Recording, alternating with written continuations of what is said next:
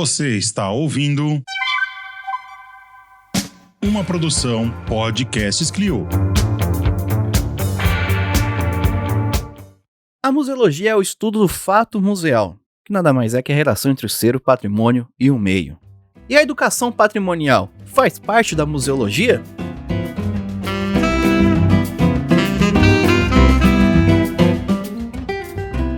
Olá, queridos museanders, tudo bem com vocês? Aqui é o Gustavo Navo, estamos começando mais um Museando, um museano lindo, maravilhoso, se eu não me engano, um museano 58, 59. Na edição eu vou colocar qual que é o museano certo aqui. Esse é o episódio 59. Mas, se eu não me engano, vai ser o 59 mesmo. Vai ser sobre educação patrimonial. Vocês já ouviram falar sobre essa palavra? Educação patrimonial, patrimônio, educação. E é sobre isso que nós vamos conversar hoje. E para falar sobre isso, chamo hoje na bancada Juliana Gueiros. Alô Brasil, como vocês estão? Prontos? Prontes? Brasil! Ai, eu tô mais ou menos, não vou falar que eu tô muito não, porque esse assunto, ele é um negócio que parece que você nunca tá pronto. Sempre tem coisa pra discutir, sempre nunca vai ter uma resposta certa pra nada, é uma coisa... Museologia, né, amores? Museologia é sobre isso. Mas a gente vai conseguir trazer algumas discussões, pelo menos, para criar mais questões ou então para achar algumas respostas aí. Bora que bora. Vamos achar respostas, Ju. Bora lá. E também, nessa bancada, ela que também é linda e maravilhosa, tá com o cabelo molhado aqui, porque lavou o cabelo, está linda aqui hoje. Ela, Marina Gouveia. Hello, museanders! Primeiro, desculpa pela minha voz de gralha, mas, enfim, estamos aqui resistentes. E, oi Gu, oi Ju, como vocês estão? Eu lavei o cabelo depois de um bom tempo sem lavar, justamente pela minha voz de gralha. Nem vou contar a novela pra vocês, senão vamos chorar juntos aqui. Enfim, eu tô muito animada para conversar sobre esse tema. E eu ouso dizer, vou jogar aí, ó. Se a gente achar a resposta, tá errado. Será? Eu acho que as respostas geram mais perguntas. Melhorou, vai. Melhorou assim. Não é bagunça. Não é bagunça. Mas é isso. A gente sempre tem que estar alimentando essas discussões e trazendo mais problematizações, né? E pensando sempre que cada contexto é um contexto, cada universo é um universo e as pessoas podem decidir por si o que fazer com seus patrimônios ou não. É meio complicado falar que as pessoas podem decidir o que fazer com o patrimônio hoje em dia, depende da pessoa, né? Mas a gente vai discutir isso hoje também. Por isso ou não. Ou não. Polêmicas. Aqui gostamos muito de polêmicas. Bastante. E para discutir sobre esse tema, falar sobre esse tema e explicar um pouquinho melhor pra gente sobre esse tema, ele, nosso querido Átila Tolentino. Olá, Átila! Boa tarde, Gustavo. Boa tarde, Ju. Boa tarde, Mari. Boa tarde, museanders, como vocês falam, né, que vão aqui nos escutar. Para mim tá uma responsa muito grande estar aqui hoje com vocês, debater esse tema. E só para deixar já para colocar uma deixa, eu tendo a concordar com Mari, viu? No que ela acabou de falar, que eu acho que a educação ela é mais efetiva quando ela é baseada na pergunta e não nas respostas. Então eu acho que isso, ela já introduziu a nossa conversa aqui um pouco hoje, né? A gente vai falar sobre educação patrimonial. Maravilha, Marina sempre dando spoilers aí pro nosso querido museander. Ai, gente, a minha língua é grande, eu não aguento. É isso aí. Bom, então, a Átila, especialista no assunto, produziu vários textos aí. Se a gente conseguir, no final, a gente disponibiliza alguns textos aí que vocês possam ler. A Mari montou essa pauta em cima de alguns textos do Átila. E bora lá falar sobre educação patrimonial. Bora lá.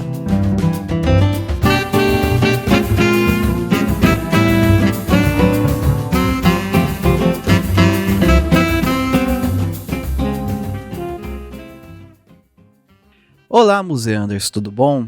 Vocês perceberam que a abertura tá um pouco diferente, né? Então, acontece que queremos disponibilizar os nossos podcasts no YouTube agora. Para isso, precisamos adequar e mudar algumas coisas no nosso podcast. Então, vamos mudar tanto as músicas que a gente utiliza aqui, né, a nossa trilha sonora, quanto também o nosso jeito de edição aqui. Vocês vão ver que esse podcast vai estar um pouco mais limpa a edição dele, assim, ainda tem alguns efeitinhos, né? Mas vai ser uma edição muito mais simples para poder facilitar a nossa vida aqui e publicar os episódios e também para a gente poder começar a postar no YouTube. Então espalhe aí a palavra pra galera e avisar que a gente já está no YouTube. Nós estamos testando 3 aberturas novas, né? Essa foi a primeira. Nossos próximos 2 episódios teremos outras 2 aberturas. Após a terceira abertura diferente, nós faremos uma enquete no nosso Instagram para ver qual que é a abertura que vocês mais gostaram. Isso mesmo, vocês vão poder escolher a música aqui da abertura do Museando. Pretendemos mais futuro contratar pessoas assim para fazer uma vinheta, né, fazer músicas, né, uma trilha sonora só para nós, mas por enquanto, como nós somos simples proletários, vamos se virando aqui com as músicas que o YouTube disponibiliza na sua biblioteca. E é isso, gente. Muito obrigado e bora lá pro episódio.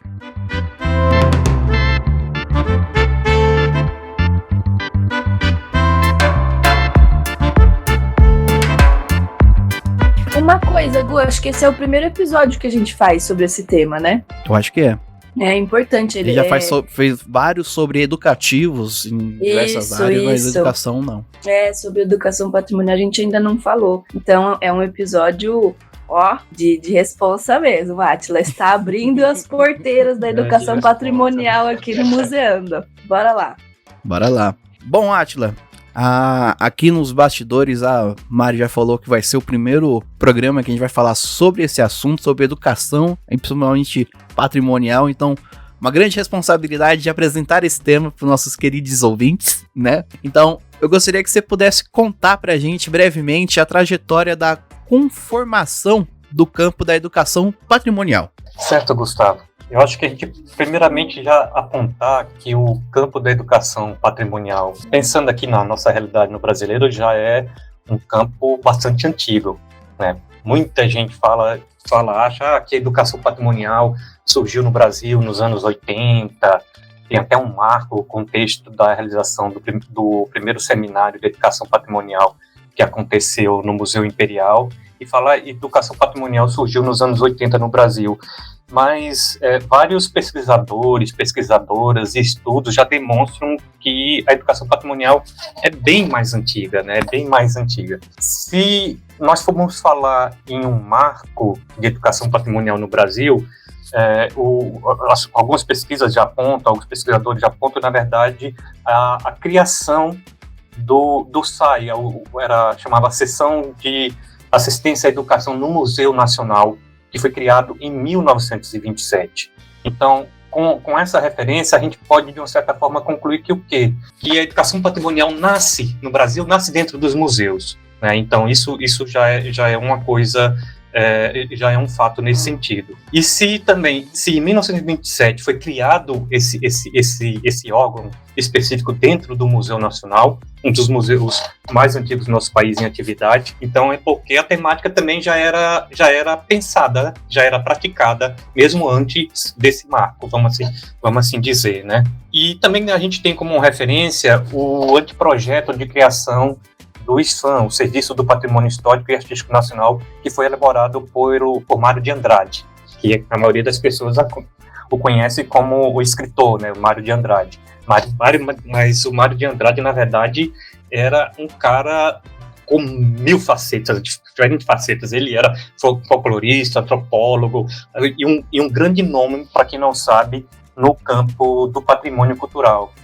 E ele elaborou um anteprojeto para a criação, que hoje é o IFAM, Instituto do Patrimônio Histórico e Artístico Nacional, que se chamava na época Serviço do Patrimônio Histórico e Artístico Nacional, o ISFAM. E nesse anteprojeto dele, a questão da educação já era uma preocupação dentro da criação desse anteprojeto.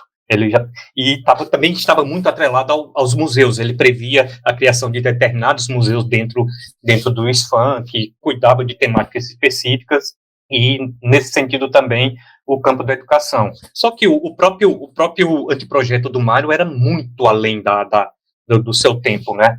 E ele não foi quase que recepcionado no projeto de criação do Islã, o que aconteceu em 1937, isso eu estou falando do final dos anos 30. Né? Mas isso demonstra de como que o campo da educação já estava atrelado ao campo do patrimônio, já há bastante tempo aqui no nosso país.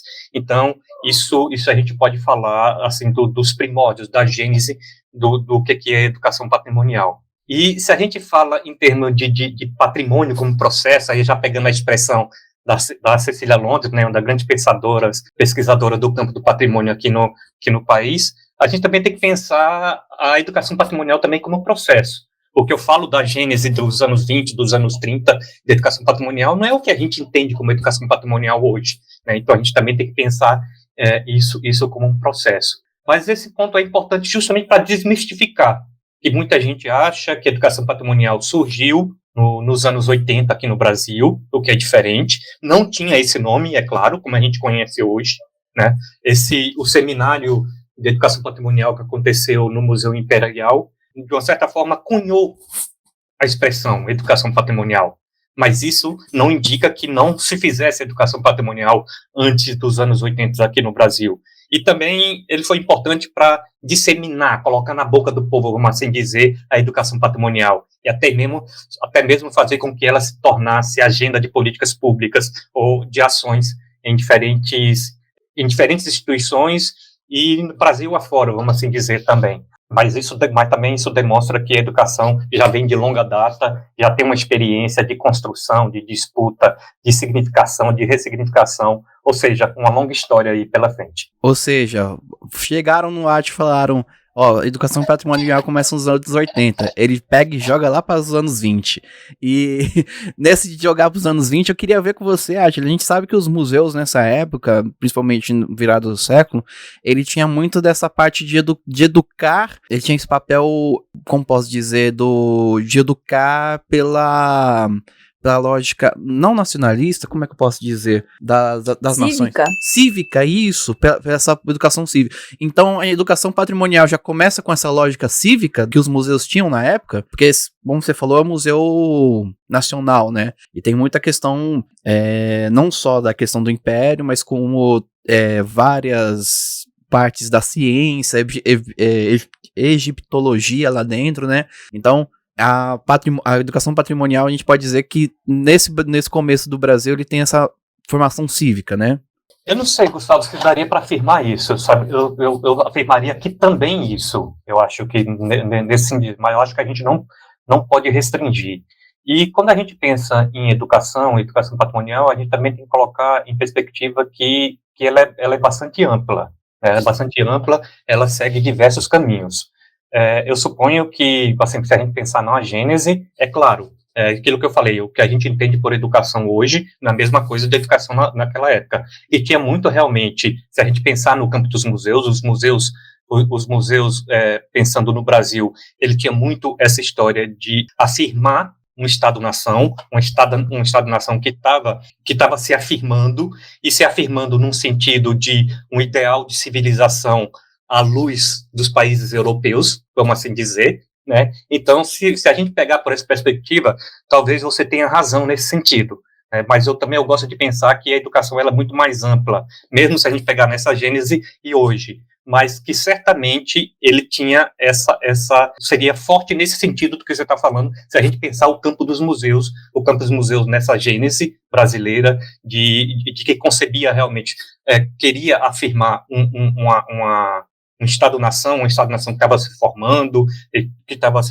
frente a isso que eu falei, à luz da civilização no ideário europeus, e realmente numa perspectiva de educação, a gente pensa bem a trajetória, que pensava muito numa homogeneidade, numa pseudo-homogeneidade, que a gente sabe que não existia antes, não existe hoje, mas realmente numa pseudo-homogeneidade, e que pensava o patrimônio não como um campo de conflito, que vamos assim dizer, um grande pulo para se a gente for falar de hoje em dia, que patrimônio ele não é homogêneo, pelo contrário, ele é um campo de disputa, um campo de conflito, onde cabem diferentes perspectivas, diferentes visões de patrimônio, de referências culturais dos diferentes grupos sociais. Então, o patrimônio está sempre em disputa, o patrimônio está sempre em conflito, e a educação patrimonial, nesse sentido, se a gente pensar em hoje em dia, segue esse caminho, ter noção de que o patrimônio é um campo de relações de poder, o patrimônio é um campo sempre em disputa. Eu acho que essa pergunta do Gu vem mais ou menos quando a gente fala que educação patrimonial tem suas origens nos museus, eu acho que tem a ver com a questão do discurso institucional, né, que as instituições que as instituições promulgavam, assim, né. Então, quando a gente pensa hoje, pensar em educação que não seja algo para as pessoas, com as pessoas, num campo, como a Átila disse, de conflito e de trazer novas perguntas para as respostas, a gente acha que dá uma bugada, assim, né? Mas educação antes, a gente sabe que não era feito dessa maneira, né? A linguagem tradicional, os discursos oficiais, todo o checklist da homogeneização mesmo vinha junto com esse discurso, né? Então, quando a gente estuda a linha do tempo, da educação patrimonial, das intenções mesmo de preservação, do IFAM, antes, né, ISFAM e depois IFAM, tem ali uma linha de raciocínio dizendo que a partir de tal data, que geralmente está associada ali ao começo dos anos 2000, que aí vira uma chave. Mas antes disso, era uma coisa super bancária, do discurso oficial, do isso é patrimônio, você precisa, então, valorizar, preservar e gostar disso e se identificar. Ia pela goela abaixo, né, das pessoas e deixava um monte de gente fora disso, né? Não contemplava tanto a diversidade, e é nisso que a gente atua hoje em dia, né? Educação para a diversidade, educação pare com o conflito e por aí vai, e disputas também. Então, acho que a pergunta do Gu vem um pouco disso, me fez pensar nisso, né? O que já tem a ver com o próximo tópico das nossas questões para a Átila aqui, né?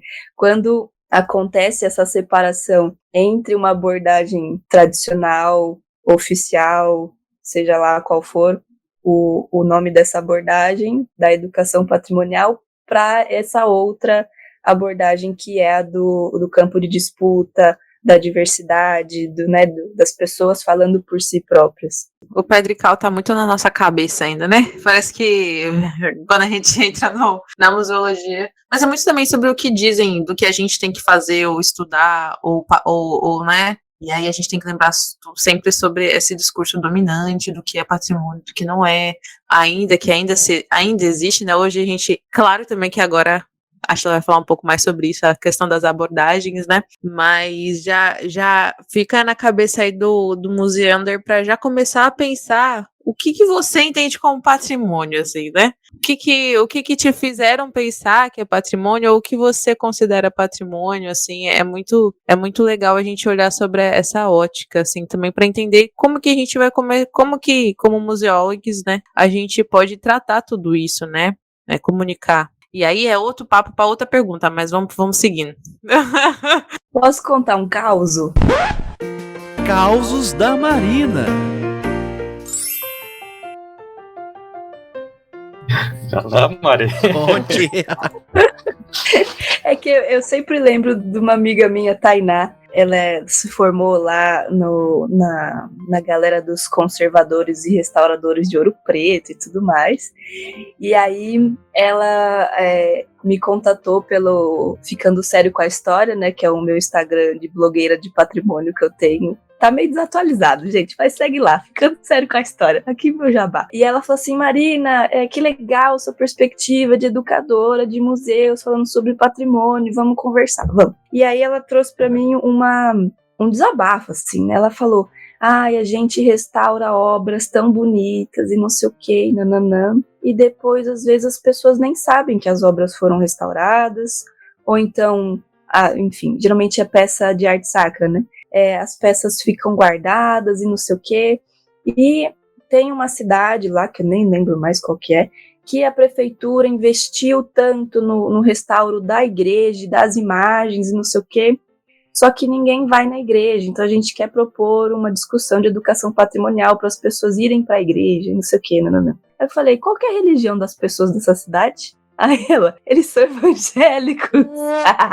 Era uma igreja católica numa cidade que a maioria era evangélica.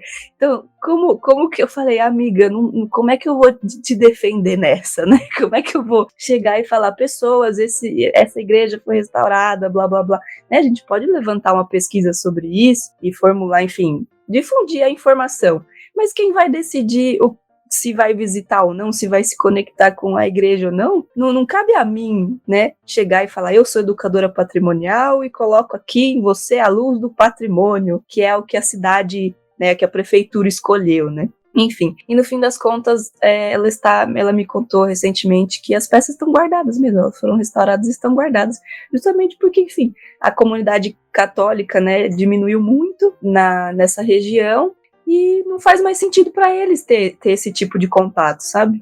Então, eis aí o caos, né? O que a gente faz? O que a gente discute? A gente conversa, né? A gente problematiza, mas como é que...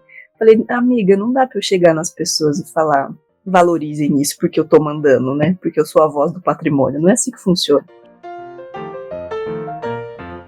Esse é o caos, gente. Obrigada. Esse teu caso, Marina, ele é bem bacana, que ele realmente ilustra toda essa discussão, né, que muita gente pensa que a educação patrimonial, quem gosta muito de falar isso é a professora Simone Schifoni, né, uma grande referência na educação patrimonial, professora aí da USP, que muita gente acha que a educação patrimonial ela é redentora, ela está lá para resolver os conflitos, e não é isso, né? Então, e esse teu caso, ele explica muito bem de quando a gente fala do que você colocou no início aí, de uma abordagem tradicional de educação patrimonial para essa uma outra abordagem que a gente defende, que a gente tem defendido hoje. É pensar justamente nisso, e nesse sentido, que não cabe ao agente do patrimônio, não cabe ao educador, à educadora patrimonial, definir o que é patrimônio, definir para o outro, melhor dizendo, né, o que é patrimônio e o que ele deve preservar e como preservar, além disso, né, é muito nesse sentido, porque determinado bem, ele só é patrimonializado ou ele só é musealizado, não é pelo bem em si, e é justamente pelo significado que as pessoas dão, que atribuem a esses bens. Então, o campo de significação que é importante. E essa significação justamente ela é construída na relação entre as pessoas, é uma relação social mesmo. E então atuar no campo da educação, nesse sentido, é saber que os bens patrimoniais, eles são construídos significados a esses bens, e essas construções, elas são de diferentes formas. As pessoas eu gosto muito de falar que patrimônio é afeto. Patrimônio é afeto, mas quando a gente pensa em patrimônio é afeto, ele afeta as pessoas de diferentes formas. Não é só o afeto que é ligado ao amor, tal. Isso é importante também, mas as pessoas são afetadas de diferentes formas pelo patrimônio. Eu gosto muito de uma metáfora do professor museólogo Mário Chagas, eu vou trazendo muitas minhas referências aqui, gente, que ele fala que nenhum corpo pode ocupar dois espaços ao mesmo tempo. Isso a gente aprende bastante na física. Mas o corpo patrimonial, ele pode ocupar diferentes significados. Então, eu gosto muito dessa metáfora dele. E justamente por o corpo patrimonial ocupar diferentes significados, é porque o patrimônio é um campo de disputa, é um campo de diferentes conflitos. Não é à toa também que a gente tem visto hoje, ultimamente, não é de hoje, mas isso tem se propagado de uma forma muito forte ultimamente, as disputas em torno dos monumentos públicos, os monumentos que estão no espaço urbano, no espaço público. E é justamente por conta disso, que as pessoas são afetadas de forma diferente em relação aos patrimônios, em relação aos monumentos. Então, se a gente pensar nisso no que é uma abordagem tradicional da educação patrimonial para uma outra que a gente fala, esse teu caso ilustra bem que quando a gente pensa em educação patrimonial, a gente precisa pensar de que educação patrimonial nós estamos falando, né? E que educação patrimonial nós defendemos. Uma é essa que você falou, é aquela que vem de cima para baixo, que eu, como o agente do patrimônio, o educador, vou levar a luz do conhecimento para o outro e dizer o que é patrimônio e o que ele deve preservar, por que ele deve preservar e como preservar. E essa é a educação patrimonial que eu gosto de falar, pegando Paulo Freire, a minha grande referência, é a educação patrimonial instrutivista. Já que a gente defende, é a outra educação patrimonial, a reflexiva, crítica, em que a noção de patrimônio, a apropriação do patrimônio, inclusive das técnicas de preservação, elas são construídas coletivamente, de forma democrática, de forma horizontal, com participação do agente do patrimônio, que tem o seu conhecimento, que também é importante, do educador, da educadora, do professor, da professora, mas também são tão importantes os conhecimentos que estão nas próprias comunidades, no que a gente costuma de falar dos detentores das referências culturais, dos nossos alunos, se a gente pensar na educação patrimonial no ambiente formal, na escola. Então, isso de uma forma horizontal, esse compartilhamento de forma democrática dos diferentes conhecimentos, dos diferentes saberes e da apropriação e concepção do que é patrimônio cultural. Ou seja, tá fácil pra gente, né, gente, lidar com esse tema. Tá facinho, galera. Tá rapidão.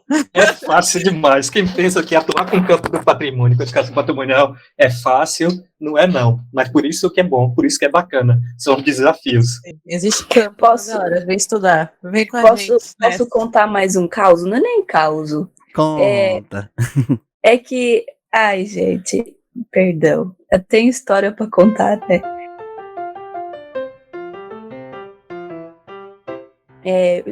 Acho que foi no último episódio, eu comentei sobre o Forte de Bertioga, né, que é o Museu João Ramalho. Fica aqui na cidade de Bertioga, né, no litoral de São Paulo. Enfim, o Forte, ele tem estruturas ali, a história dele é desde a da invasão, né, então tem a história da guerra dos Tupinambás contra os Tamoios e, enfim, alianças com portugueses, com franceses, Hansestaden, tem toda esse cenário mítico aí, né, que perpassa o forte, e durante muito tempo ele foi ocupado com peças X, assim, que criaram um imaginário que é total, né, dessa dita educação patrimonial tradicional, instrutivista, né? Então tinha ali uma arma, tem ainda, as pessoas, depois, esse espaço ele foi reformulado, né? Tem a narrativa indígena agora, tem outras narrativas ali, né? Mas as pessoas da cidade pediram que mantivessem uma armadura. Gente, é uma armadura medieval, assim, tipo cavaleiro medieval, sabe? Mas ela não é medieval que nada, ela só é um item ali de... Não sei, tipo, não é um item com valor histórico que pertenceu a um cavaleiro medieval, sei lá. Criou-se um imaginário acerca daquela armadura. Ela tem no máximo uns 20 e tantos anos, assim, e ela está lá no forte, né? Eu achei curioso eu achei sensível, né, eles terem mantido essa armadura, porque ali criou-se um vínculo com a comunidade, né, esse mistério que essa armadura emite ali, ela emana uma aura muito engraçada, assim. Até porque, imagina um invasor europeu chegando de armadura, né? Tipo, todo coberto de metal, assim.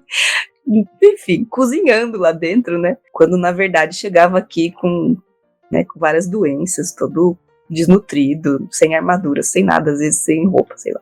Mas eu achei sensível eles terem considerado isso na reformulação do forte, porque a exposição toda, ela usa agora, né, o discurso atual da invasão, considerando o genocídio dos povos indígenas, o apagamento cultural, e o que antes não existia, era uma narrativa extremamente romântica, de algo muito heróico, né, trazendo a noção do panfletária mesmo do europeu como a luz da civilização aqui pro Brasil, né? Eu achei que eles encontraram um meio do caminho muito interessante entre trazer essa reformulação dessa abordagem atual que a educação patrimonial busca, que é considerar os conflitos todos, trazer as narrativas indígenas, a população de lá participou da formulação da exposição, inclusive na curadoria de itens, não só nas temáticas, né? Conseguiram alinhavar de uma forma muito curiosa, sem sem muito perder o processo todo, né? Porque a gente está falando não de uma virada de chave, né? A água virou vinho, ponto, acabou, nunca mais se praticou educação patrimonial da forma tradicional. Pelo contrário, né? Essas coisas, elas acontecem ao mesmo tempo, e a gente que atua no campo dos museus, do patrimônio fora de museus também, a gente vem buscando, né, a difusão de outras formas, de outros modos de ver, né? Outras formas de afetar, e quais são essas formas, né, de afetos também. Fica a dica para vocês visitarem lá, tá muito curioso. Eu quero ver essa armadura. Eu acho que seria até mais enriquecedor se a gente pudesse colocar a armadura. Imagina que loucura. Uma coisa assim, viva o seu patrimônio e tal. Mas, enfim, sobre essa questão, acho que é muito isso, né? Gente, é bombinha de São João. Se eu ouvir aí, Ah lá, estamos falando de patrimônio. São João. Não são efeitos sonoros, assim, pra dar uma emoção. A gente tá gravando um sábado, dia 25 São aqui. João mesmo. Não sei se a Atila tá onde? Tá aí? Tô no Paraíba, né? Tá São João. Terra de minha mãe, sabia? Minha mãe é da Paraíba. Olha só, Meu sonho ir pra Paraíba ver, tipo assim, dar uma pesquisada na minha família, etc. Um dia, vai rolar. Venha. Ainda mais tendo Átila, é o que eu sempre falo. Isso sempre geralmente fica no final do. Olha, desculpa. Olha isso. É no final do episódio. Mas, eu tô correndo aqui, galera. Me desculpa que eu estou fugindo. Não, são só bombinhas do São João. Mas a gente sempre fica se chamando, né? Como eu tô na Bahia, venha pra Bahia. Esse convite vai ser um pouco antes agora, tá, galera? Vocês já estão acostumados que é sempre no final do episódio. Mas se a Átila me chamou pra Paraíba, eu vou também chamar pra Bahia, porque é necessário fazer essa troca. Enfim. Sobre essa questão das abordagens, né? Eu vejo muito um processo de mudança de visão, mudança de foco, eu digo, né? O que Marina trouxe, a Átila traz também, essa questão da gente tirar muito esse caráter fetichista do objeto, do patrimônio que se dá, e colocar a nossa visão na relação e nas pessoas que fazem tudo isso, né? O Mário Chagas tem muito isso também, de tratar... Alô, Mário Chagas. Mário Chagas, querido, olha, é a terceira olha a caixa de e-mail, Mário Chagas. Responde, Mário. Terceira vez, quem sabe, agora ele me adota, né? Nunca se sabe, ou então, pelo menos, seja padrinho dos meus filhos. Porque Mário Chagas é incrível. Não, vamos dizer que não. E quase tudo que eu penso sobre essa questão da educação patrimonial, educação museal, até que a gente vai discutir um pouco mais pra frente, é muito na visão da abordagem quanto à comunicação, quanto à relação das pessoas com o objeto, do que do objeto em si, porque isso para mim é muito tradicional, é como a gente estava conversando, né, é uma abordagem muito, assim, realmente pedrical do processo, assim, que a gente foca só no objeto e, enfim, e até é muito legal também, talvez, não sei, citar um pouco o Legoff, que eu já trouxe outras vezes aqui, dessa questão de atribuição de valor documental, né, dos monumentos, dos patrimônios, que a gente entende, né, como um local de poder, gente, a gente lida com poder, querendo ou não, a gente... Desde sempre tá tendo que lidar com esses discursos de poder, assim. Então, quanto mais a gente puder desvincular de um objeto, eu acho melhor, porque a gente acaba trazendo uma discussão muito maior sobre o poder no sentido de realmente, não só de posse, né? De quem é, também, de quem é aquilo. É meu, é seu, é nosso, é só daquele almoço que tem dinheiro, ou, enfim... Entende? Que eu trouxe. É mais nesse sentido. Total, Juliana. Trabalhar com patrimônio é trabalhar com poder. Isso também já falei um pouco atrás. Né? Patrimônio é, sobretudo, relações de poder. Né? E assim, e por que eu falo isso? Você trouxe Legoff e tudo, né, nesse sentido. Porque trabalhar com patrimônio é trabalhar a memória. Né? Então, e memória é, sobretudo, também relações de poder. A memória está sempre em disputa. Uma coisa que quando eu converso muito com professores e tudo mais, eu sempre gosto de frisar isso. A memória, ela é construída, né? Fala que ela é construída no momento presente, no agora, e ela é construída a partir justamente também aquilo que a gente vai falando, da relação das pessoas um com o outro. A memória, ela não está lá no passado. A gente tem isso no senso comum, que a memória está lá no passado. Ela é estática, né? Não, pelo contrário, ela é dinâmica, ela é construída e reconstruída, significada e ressignificada a todo momento. E é por isso que isso é uma relação de poder. A gente vê muito isso, por exemplo, no hoje em dia. E quando a gente fala de memória, a gente, no campo do patrimônio, no campo dos museus, a gente vê claramente essa relação de poder. Eu citei dos museus na sua gênese aqui no Brasil, né? Que era o quê? Era uma tentativa estava muito atrelada à formação do Estado-nação. Pensar aqui no Brasil, né, dessa nova nação que estava surgindo, nessa nova nação que estava surgindo à luz de uma civilização, no olhar, na visão europeia, e estava se construindo a sua memória coletiva, a partir do poder, você está falando, a partir do poder da memória, a partir do poder dos museus. Então, assim, trabalhar com patrimônio é trabalhar essas relações de poder. Quando a gente pensa nas instituições, a pesquisadora Lilia Schwartz, ela traz isso muito bem. Eu gosto muito do que ela fala. Ela dá o exemplo de quando o Brasil se torna independente, né, de Portugal, justamente precisava construir essa memória desse Estado que estava nascendo, dessa nova nação que estava nascendo. Um dos institutos que foi criado assim que o Brasil se torna independente de Portugal foi justamente o IHGB, né, o Instituto Histórico e Geográfico Brasileiro. A Lilia Schwartz traz isso muito bem. E que foi contratado, né, o IHGB contratou um pesquisador, esqueci o nome dele completo agora, mas é alguma coisa von Martius, né, que era um estrangeiro, inclusive, que ele foi contratado justamente para narrar, né, para escrever a memória, a história do Brasil que estava nascendo. E von Martius, ele constrói essa narrativa a partir pensando de que a história do Brasil era um grande rio caudaloso, era um grande rio, e o rio maior era o que a gente recebia de herança portuguesa, e tinha uns pequenos afluentes que eram as nossas heranças africanas, as heranças indígenas, dos povos indígenas, por aí vai. Então, você vê, na sua gênese, essa construção dessa memória do Brasil já estava nesse sentido, se mantendo essa visão totalmente colonizante, que a gente tem até hoje.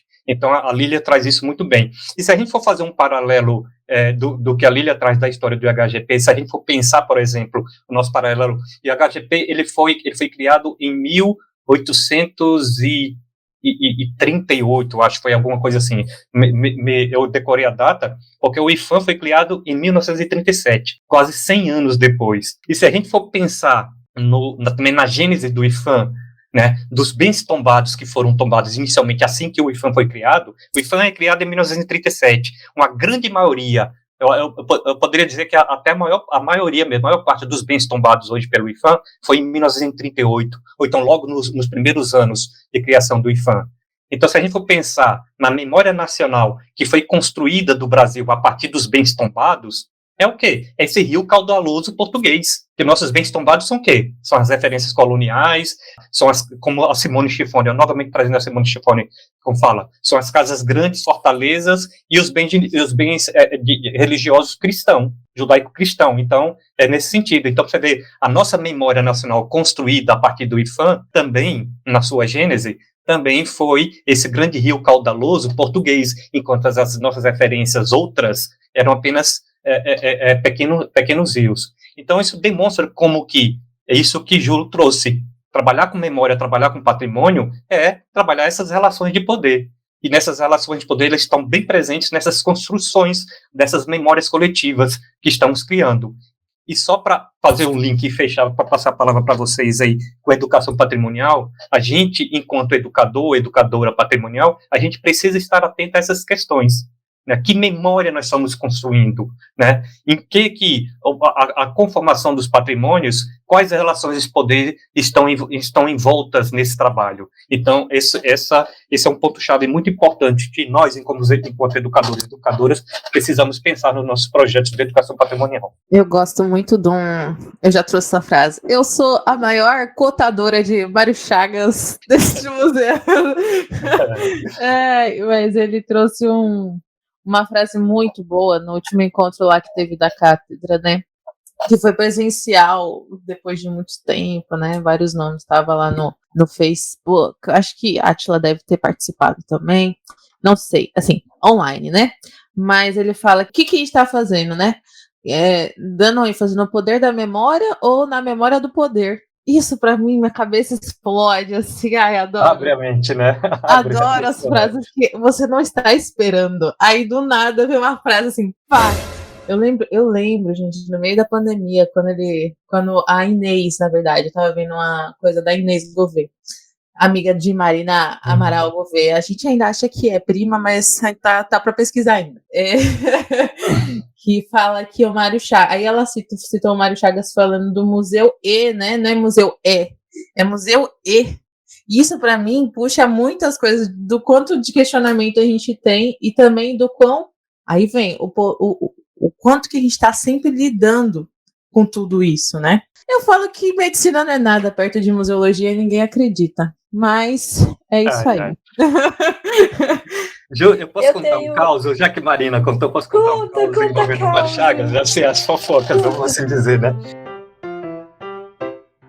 Aí eu vou pedir desculpa para os meus alunos, que eu fui professor de uma disciplina na especialização em museologia comunitária e identidade lá da Fundagem, da Fundação Joaquim Nabuco. E nós estamos na época dos memes, né? Então, os alunos faziam os memes dos professores, dos principais autores. E é claro que Mário Chagas entrou nessa. E um dos memes era do Mário Chagas, e ele com a perguntinha: você já me citou hoje? Pode colocar aqui sim. Mário, justamente, Mário é grande referência. Eu não sei se ele sabe disso, ele ouviu um dia, ele vai saber, mas era uma das figurinhas que circulava nos nossos grupos de WhatsApp lá da Fundagem. E essa fala também do Mário que você colocou aí, né, no seminário, esse último que aconteceu, né, do Dominó, me lembrou uma coisa muito bacana. Eu até citei isso já num dos textos meus, mas que me lembrou isso muito bem. O IFAM aqui da Paraíba, ele está com a sua sede em reforma, né? Sua sede em reforma. E uma das coisas, assim, quando a reforma começou, foram feitos aqueles tapumes, os tapumes de obra, né? E uma das coisas foi feita com uma coisa que se faz muito, o IFAM faz muito isso, que pegou os tapumes e adesivou, contando a história do prédio e tudo mais, essas coisas, né? Bem instrutivista, vamos assim dizer, mas isso acontece muito, inclusive no IFAM. E essa nova sede do IFAM é onde funcionou a antiga Polícia Federal daqui, mas já teve usos mais antigos, né, do casa do Capitão Mó e tudo mais, né. Então, os tapumes traziam a história desse prédio e a história da praça onde ele está. E alguém chegou lá e pichou o tapume, Patrimônio do Poder. Ou seja, já assim, para mim, essa pichação valeu toda a pena desse tapume. Ele fez uma reflexão justamente em cima daquilo ali, que patrimônio é poder, nessa perspectiva de que Mário colocou. Né? A gente não precisa pensar, né, não só no poder do patrimônio, mas no patrimônio também como poder. Então, ele fez uma reflexão crítica naquilo ali. Então, se a gente fala de educação, a educação reflexiva, crítica, para mim, aquela pichação já valeu a pena. Ele pichou o tapume daquele monumento e fazendo esse questionamento, né, patrimônio do poder. Ou seja, para quem que é aquele patrimônio? De quem que ele é, a quem que ele afeta, de que forma que ele afeta, de quem que ele empodera. Então, foi feita uma reflexão a partir dessa pichação, dessa única frase, que para mim valeu a pena todo o trabalho. A relação estava feita já podia, nem precisava mais. Pode deixar a obra aí. Chega a arrepia. Que incrível. Chega a arrepia. Quando eu vejo essas intervenções nos monumentos, né, ou nos tapumes, enfim, eu fico bem arrepiada, assim. Que eu não vou lembrar. Teve uma exposição no Sesc Belenzinho, aqui em São Paulo, que teve uma obra em fotografia que o povo indígena que mora aqui no Pico do Jaraguá, eles fizeram, eu falo aqui porque dá para ver da minha casa, o Pico do Jaraguá. Eles fizeram uma intervenção nesse sentido, tipo, colocaram em cima das árvores, dava para ver aviões, né, sobrevoando, faixas com perguntas desse tipo, né, de memória e poder em relação aos patrimônios indígenas, né. e ao genocídio indígena que tá rolando da torta direito aí. Mas chega arrepia, né? Aqui em São Paulo tem muito, sempre tem, quando tem protesto indígena, né, eles picham o empurra-empurra aqui do Parque Ibirapuera, né, que é uma escultura gigantesca do Brecheret. E assim, eu vou defender até o fim da minha vida que a prefeitura não devia limpar aquilo. Tipo, eles passam tinta vermelha no pescoço ali dos personagens ali da escultura, né? E aí tem aquele discurso, depredação do patrimônio, blá, blá, blá. Aquilo ali é tão simbólico, mas é carregado de um negócio que eu não sei nem qual é a palavra que eu escolho para descrever isso. Ô, Mari, porque só para, né, reforçar o que você está falando, o nome empurra-empurra é que a gente dá de carinhoso, né? O nome carinhoso que a gente dá para a escultura, né? O nome é Monumento às Bandeiras. Bandeiras, exatamente. Obrigado, Gu. Não, sim, então, tipo, é a questão, né? É as bandeiras. E para caso alguém que o museander que não seja de São Paulo também, para dar um Google aí para vocês verem a loucura que é esse. É uma escultura gigantesca que tem uma galera carregando o barco da nação, assim, né? Tem um barco, né? É uma coisa grande. É uma canoa. Eles estão virados para o oeste, são 2 bandeirantes a cavalo na frente e os indígenas atrás empurrando a canoa. Indígenas, não me lembro se tem se tem negros, né, escravizados. Né, mas tem indígenas escravizados empurrando a canoa também. Essa é a grande referência, né, quando a gente pensa em intervenção em monumentos, o monumento aos bandeirantes, as bandeiras, né, como o Gustavo corrigiu. Eu acho que essa é a grande referência se a gente pensar.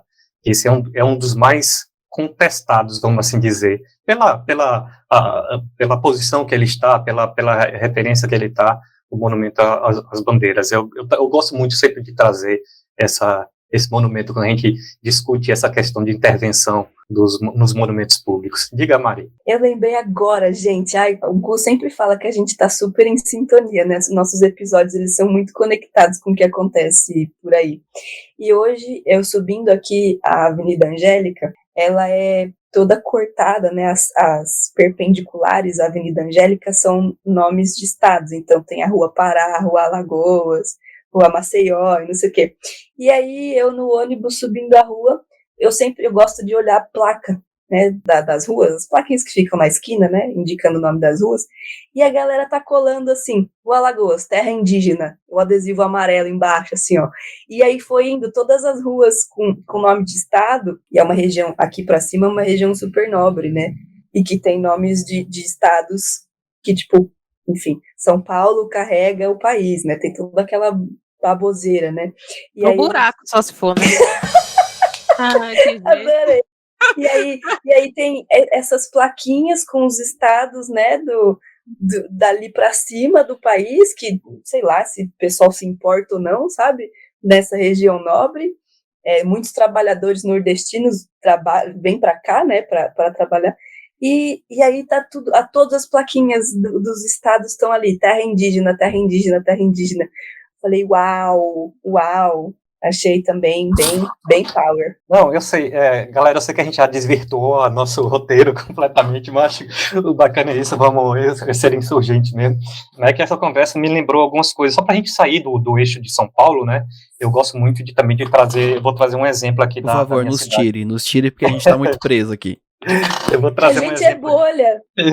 Não, mas assim, eu vou trazer um exemplo aqui daqui da Paraíba, que eu gosto muito de citar, nessa intervenção em monumentos, e que demonstra isso, né, de como que a memória está sempre em disputas, inclusive dentro a partir do patrimônio, a partir dos monumentos públicos. Aqui em João Pessoa, a área central de praia, vamos assim dizer, as mais conhecidas são Cabo Branco e Tambaú, né, e são as praias mais badaladas daqui. E no meio delas tem o que é conhecido aqui, nós vamos lá no busto. É o busto. Na verdade, onde tem um busto do Almirante Tamandaré, né? Almirante Tamandaré. Então, é conhecido como busto. E, por conta das intervenções do poder público urbano, né? Esse busto estava na área central, nesse largo, vamos assim dizer. Ele foi um pouquinho afastado e ficou no centro, ficou aquela placa, Eu Amo Jampa. Então, assim, que está tem em vários locais, né? O povo coloca que isso está sendo comum em várias cidades. Então, o busto de Tamandaré, onde as pessoas tiravam fotos, ficou, de uma certa forma, escanteado, esquecido lá, e as pessoas começaram a tirar fotos no Eué Mujampa. Mas aonde que eu quero chegar com isso? Em alguns anos atrás, eu acho que foi em 2016, mais ou menos, houve uma marcha aqui contra, né, a violência contra as mulheres, né, uma marcha em defesa a luta pela violência contra as mulheres, o feminicídio e tudo mais. E essa marcha saiu do centro da cidade de João Pessoa e foi desembocar no busto, né? E as mulheres fazendo várias intervenções ao longo do espaço, mas sobretudo quando chegou no busto, as mulheres picharam, entre aspas, o busto de Tamandaré com palavras de ordem, né? O feminicídio mata, quer dizer, o machismo mata, essas outras coisas, e sempre no vermelho. Isso foi um escândalo.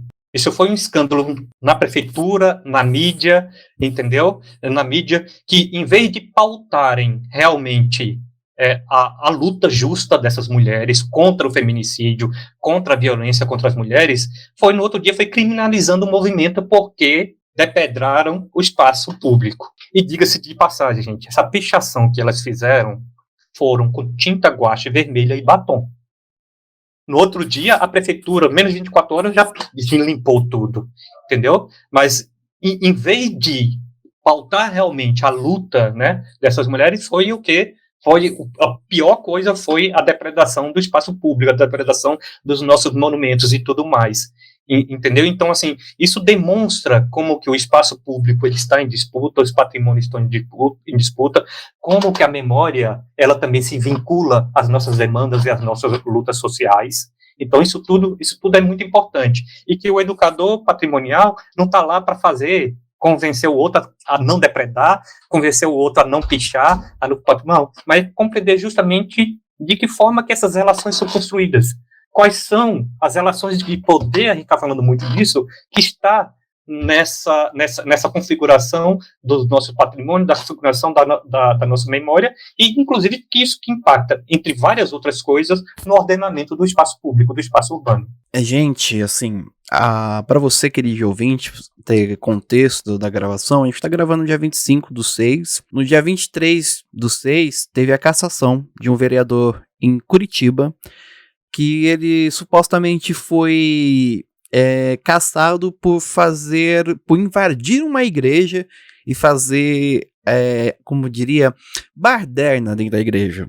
Mas a gente tem gravação de que ele foi, depois que a missa acabou, ele teve autorização do pessoal da igreja, do padre, para poder entrar na igreja, e a igreja era a igreja de Nossa Senhora do Rosário dos Homens Pretos. E a manifestação era uma manifestação antirracista, e esse vereador é um vereador negro em Curitiba. Então, gente, como as é o coisas se discurso, encaixam. né? É sobre como que é tudo tão bem engendrado que a ideia do que é pertencer, porque estava escanteado, como a Atila falou, por exemplo. E aqui o Gu trouxe uma boa assim, um exemplo de como, né, é sobre uma. Aqui a gente pode talvez falar um pouco de indústria cultural, talvez, mas é sobre algo maior, assim, né, no sentido do discurso mesmo. Não sei se o que eu tô falando é doideira, mas estava escanteado esse busto. Aí depredaram, aí do nada toda a Paraíba se juntou para falar, olha, isso aí tá errado, isso aqui, mas é a partir de qual lugar que isso é importante para você? Antes não era, tipo, não havia essa... Porque agora que é depredado, que fere algo que você acha que é importante, da onde vem esse pertencimento? Sabe? Por que o almirante não sei o que é importante? É que eu não sei a história do busto, para falar que é algo, uma questão assim de poder, né? Eu não sei. Não, eu adorei o almirante não sei o que. Agora vai ser o almirante não sei o que. Juliana batizou o almirante. eu não lembrava o nome do busto, mas do busto, por que ele é importante, sabe? Porque quando é depredado por uma causa, né, por uma luta extremamente importante, acaba sendo tão importante assim, acaba sendo uma comoção nacional. De onde vem essa ideia? E aí é nisso mesmo que a Atila falou, a gente trabalha nessa mediação também, né, enfim, Porque eu vejo muita coisa assim, a galera passa nos monumentos que são monumentos extremamente violentos, a gente vê histórias violentas sendo contadas de extrema... Aqui no Pelourinho, gente, eu moro perto do Pelourinho até, a galera tira foto, tudo mais, encosta onde a galera era açoitada e tudo mais. Está havendo, aí fica o puxão de orelha, está havendo a discussão quanto a esse patrimônio, quando a galera vem aqui tirar foto sorrindo, tirar foto, sabe? E a gente vê um processo governamental de, tipo, turistificação de todos os patrimônios, e isso é algo assim que isso aí é para eu perder meus empregos futuros mesmo, galera, que eu estou trazendo aqui. Mas é nesse processo que a gente tem que trabalhar também, né? O patrimônio como também uma ferramenta de transformação social mesmo, da gente entender de onde que vem tudo isso, assim, né? Enfim, vocês entenderam essa questão do discurso que eu quis trazer, assim, como é legal a gente estar com as anteninhas, assim, piscando, assim, falando, não sei não, hein, galera? Isso aí parece estranho. E é o que eu mandei a mensagem pra Mari ontem, a gente falando sobre como nossos temas a gente vai encaixando uma coisa na outra, como o que tá acontecendo, né? E você falando também, o Átila, sobre o IFAM, a gente tá querendo fazer um episódio sobre o IFAM, e o IFAM de repente vira nessa loucura aí de cidade perdida, vira um vilão, porque o IFAM quer minerar ouro na Amazônia, que não sei o que lá, meu Deus do céu, gente. O IFAM, FUNAI, Fundação Cultural Palmares, né? Então, inclusive, acho que se conhecer alguém que a gente possa gravar um episódio aí sobre IFAM, até você mesmo. Conheço. Não, mas conheço. Não, mas tem gente muito boa lá para poder falar. Cláudia Baeta, pode chamar, eu acho que... Pronto. Se puder depois Cláudia. Olha, Cláudia, já tô te convidando para participar desse episódio. Acho que seria ótimo. Vem, viu? Cláudia, vem, Cláudia. Cláudia Baeta Leal, acho que seria ótimo para vocês falarem com ela. Deixa no episódio, hein? Que se ela não aceitar, a gente volta nele e manda ele.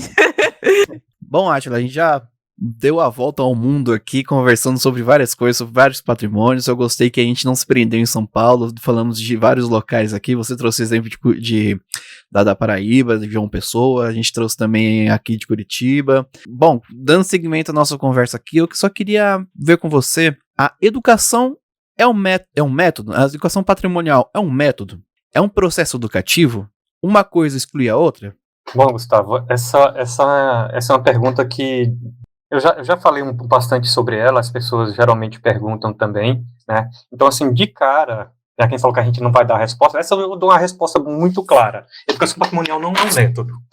Eu acho assim, que é uma das coisas que veio até por conta do próprio, a gente já falou do seminário do Museu Imperial, que aconteceu nos anos 80, e uma das coisas que resultou desse seminário foi o conhecido Guia Básico de Educação Patrimonial, né? Que é uma publicação do Museu Imperial e tudo mais, e que lá fala que, quando eu falei que é de onde apareceu a expressão educação patrimonial, né? E lá fala que a educação patrimonial é uma metodologia, está lá o tempo todo, a metodologia da educação patrimonial, e isso, de uma certa forma, foi replicado e muitas vezes acriticamente. Então, o que a gente defende, o que inclusive está na política pública hoje, que se concebe como educação patrimonial, é a educação patrimonial como processo. E no processo que ele requer diversas metodologias, não existe uma metodologia específica para se atuar com a educação patrimonial. Né? O que importa, assim, são diferentes estratégias educativas, vamos assim dizer, que para se atuar com a educação patrimonial, e que essas diferentes estratégias devem levar em conta as pessoas, os grupos, os públicos, as comunidades com que você está trabalhando. A gente não pode ter uma metodologia única para trabalhar com diferentes públicos, com diferentes grupos. Né? Cada um tem as suas especificidades, cada um tem as suas necessidades. Né? Então, a gente não poderia falar de uma metodologia, só para falar em termos de geração, de atuar com educação patrimônio com crianças não é a mesma coisa que atuar com adulto, então as metodologias são diferentes. Uma coisa vai ser eu atuar, por exemplo, com uma comunidade ribeirinha, outra coisa vai ser eu atuar com a comunidade da periferia urbana, ou mesmo dos grandes centros urbanos, só para a gente ter isso como referência. Então, o que importa nesse processo educativo é que ele seja construído coletivamente, que seja respeitada, que seja levada em consideração as especificidades, as demandas desse grupo com que a gente está atuando. O que eu falo, assim, mais do que uma metodologia, né, a educação patrimonial, o que a gente importa é aquilo que a gente já discutiu um pouco antes. Que educação patrimonial você defende? Que educação patrimonial você desenvolve? Né? Eu já ataquei aqui, de uma certa forma, aquela educação patrimonial instrutivista. Não é essa que eu, Átila, enquanto educador, enquanto agente do patrimônio, enquanto um servidor público, não defendo. Eu defendo justamente aquela educação patrimonial trazendo os ensinamentos de Paulo Freire, reflexiva, crítica, em que os patrimônios entendido como um campo de disputa, um campo de conflitos, um campo de construção, né, e que a apropriação, a concepção do que é patrimônio é construído coletivamente. E não só concepção, apropriação, eu gosto de falar também os próprios mecanismos de preservação, que a gente pensa que só o Estado que sabe como preservar. Não. Muitas coisas, elas são preservadas, estão ali no seio da comunidade, pelas estratégias próprias, né, com que eles fazem, a despeito do Estado. Então, a gente, enquanto agentes do patrimônio, também temos muito o que aprender com isso, né, com esses saberes, inclusive de preservação, não só de apropriação do patrimônio, mas também de preservação que são feitos, que são realizados no dia a dia por esses diferentes grupos sociais. Lindo, falou tudo. Não sei nem o que falar depois disso aí, mas eu gosto muito da... Eu vou até rever. Não gosto. Diga, Mar. Desculpa, eu sempre corto a Ju, perdão, Ju, fala aí. Tudo bem, eu sei que é pessoal, tá tudo bem. Que horror. Brincadeira. Chama ansiedade mesmo, não é pessoal, não. Eu ia falar que eu vou até rever o material aqui que tá no forno ainda, porque eu fiquei pensando assim, será que eu escrevi algo que pode dar a entender outra coisa, né? Enfim, fiquei só matutando aqui, ó. Mas isso vai ser pra sempre, amiga. Eu vou rever aqui um texto meu, vai ser pra sempre, não, Não, porque o texto tá no forno, não foi lançado ainda, eu posso rever, tá nesse momento, entendeu? Que bom, Mara, a gente tá aqui pra matutar mesmo, né? Então é pra isso. Criar novas coisas muito, né? É uma construção mesmo. Eu gosto de falar muito quando eu falo da minha, como é que fala, trajetória, por exemplo, que quando eu comecei a atuar com a educação patrimonial, que muitas das ações que eu fazia eram totalmente instrutivistas. Totalmente. A gente começa assim mesmo, a gente começou assim, a gente aprendeu no caminhar. E o que é importante é isso, eu acho que essa tua postura que você está colocando, é a gente refletir a todo momento da nossa própria atuação. O que é que nós estamos fazendo? O que é que nós estamos fazendo? Uma das perguntas que eu gosto muito de colocar na minha atuação, que eu falo muito quando eu estou dando aula, falo com os alunos, com meus alunos e tudo mais, é o seguinte: a nossa atuação no campo do patrimônio, até que ponto a nossa atuação no campo do patrimônio, no campo da educação patrimonial, não está contribuindo para perpetuar injustiças sociais? Isso é sempre importante perguntar, porque o patrimônio cultural, a gente falou muito de patrimônio do poder. O patrimônio cultural, ele perpetua injustiças sociais. Muito, muito.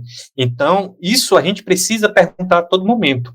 E nós, enquanto agentes do patrimônio, enquanto educadores patrimoniais, a nossa ação, ela está perpetuando essas injustiças sociais nas suas diferentes faces, seja por meio do racismo, do patriarcalismo, da perpetuação da colonialidade, né?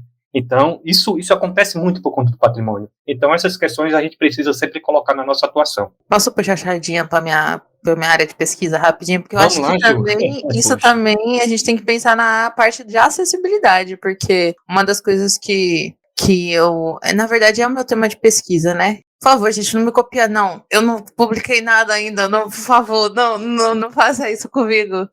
Mas copia não, comédia. Copia não, comédia.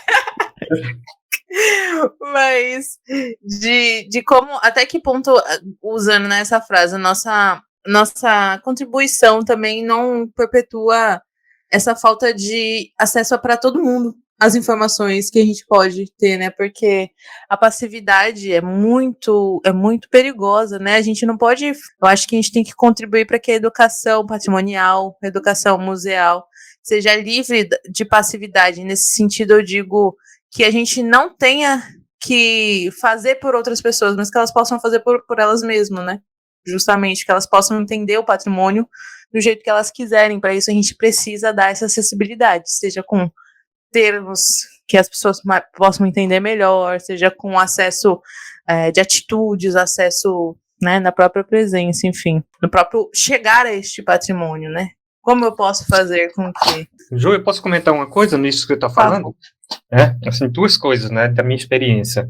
Eu tenho atuado bastante agora, também está sendo parte da minha pesquisa do doutorado, mas também com minha atuação como agente do campo, eu tenho colaborado bastante com o pessoal do Memorial das Ligas e Lutas Camponesas aqui da cidade de Sapé, a cidade interior da Paraíba.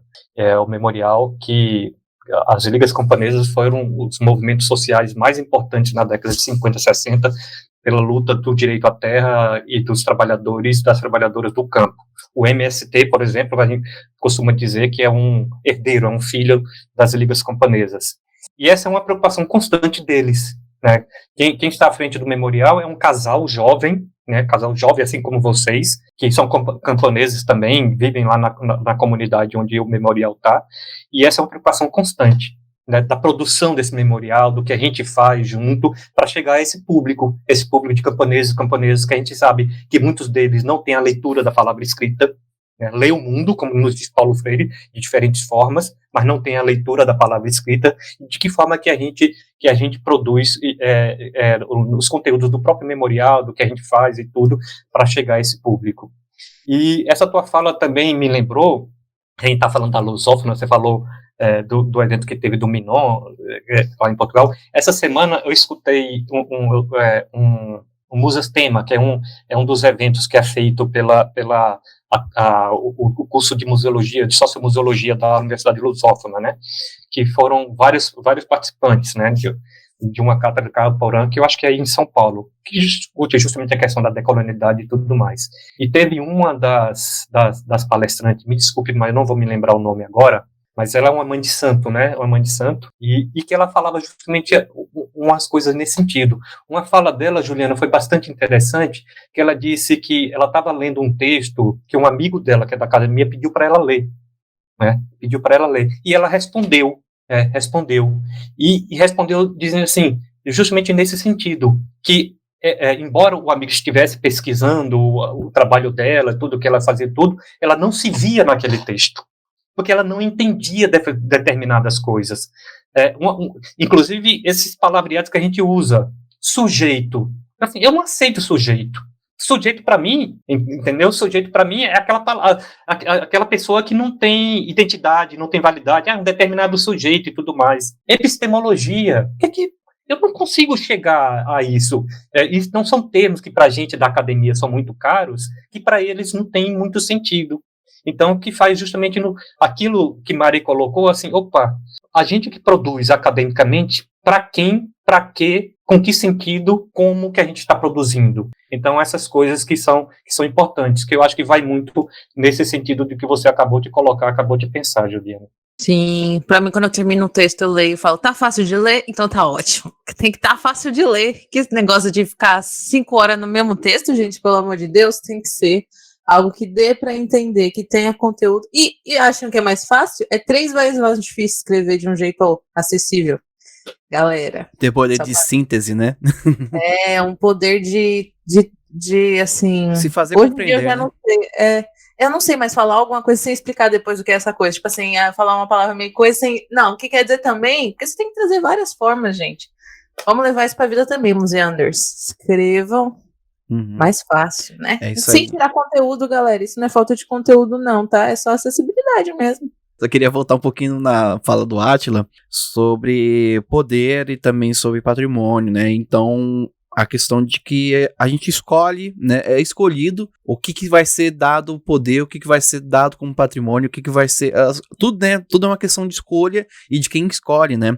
Eu só que vou voltar um pouquinho pra bolha aqui e fazer vim trazer um caso aqui que me aconteceu na semana passada, que eu descobri que pelo fato do governo do estado de São Paulo ter pegado a estação Liberdade aqui, a estação de metrô de Liberdade, ter colocado Japão na frente, né?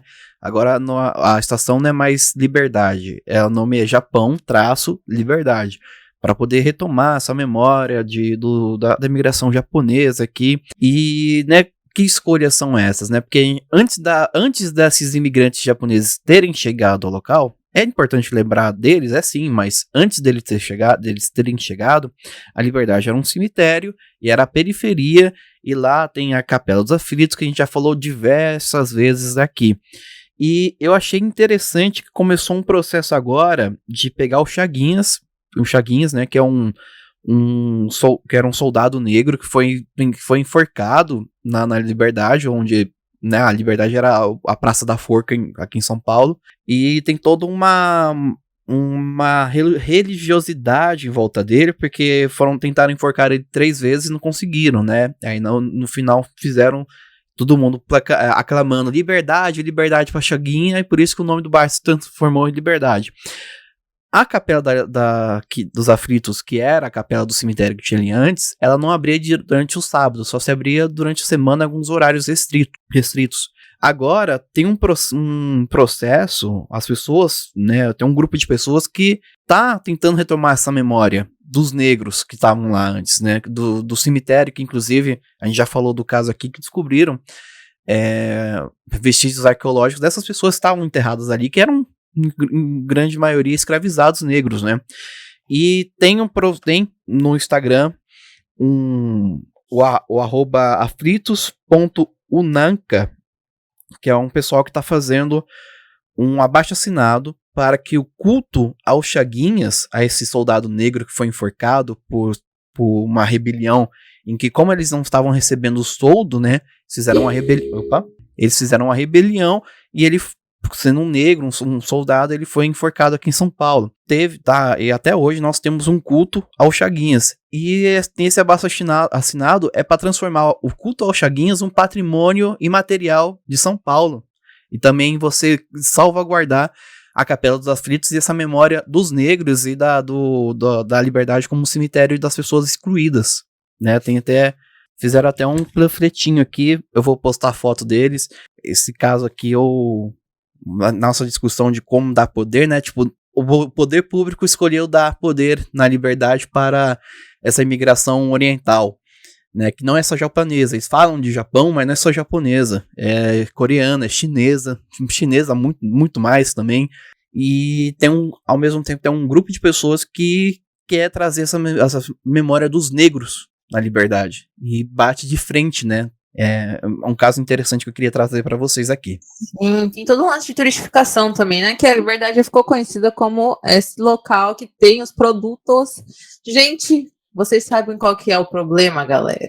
Gustavo sabe também. O problema principal começa com C e termina com... Não, começa com K e termina com ismo. Eu acertei? E tem alguma coisa no meio também, mas aí eu vou deixar para vocês descobrirem o que eu tô falando. Depois dessas falas intensas aqui, nossa, né, vamos passar para a última pergunta aqui pra gente fechar com chave de golds, de ouros, né, do nosso episódio, que é a pergunta que é o seguinte: educação patrimonial e educação museal, elas são a mesma coisa? E se elas não são a mesma coisa, o que difere ou até mesmo aproxima elas, né, dessas duas educações aí? Eu não sei, você quer falar alguma coisa, Mari? Posso jogar para você antes de eu comentar?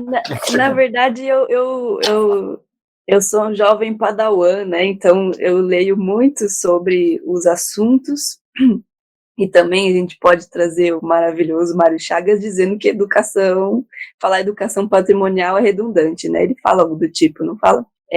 Talvez falar de educação museal também possa ser redundante de alguma maneira, diante de que patrimônio, museu, enfim, são agentes de educação, podem ser, né?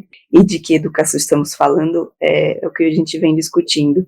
Mas, na verdade, eu queria mais saber a sua opinião mesmo, se você vê que existe uma diferença nisso, né? Tem pessoas que dizem que o que se chama hoje de educação museal já foi chamada de educação patrimonial, né? Antes era a mesma coisa, e depois, quando se percebeu que patrimônio está no mundo, né, e não só nos museus, e aí se entendeu que educação patrimonial acontece fora dos museus, mas também dentro, e educação museal acontece dentro dos museus, mas também pode acontecer fora. Então, é mais uma polêmica mesmo que joguei aí para a gente conversar sobre isso, porque É isso assim, né? A gente quer colocar as coisas em caixinhas. E às vezes isso, eu lembro que a gente, no técnico, Ju, tivemos uma aula sobre isso, diferenciação. Sobre Eu sei bem, garota, eu ia até falar.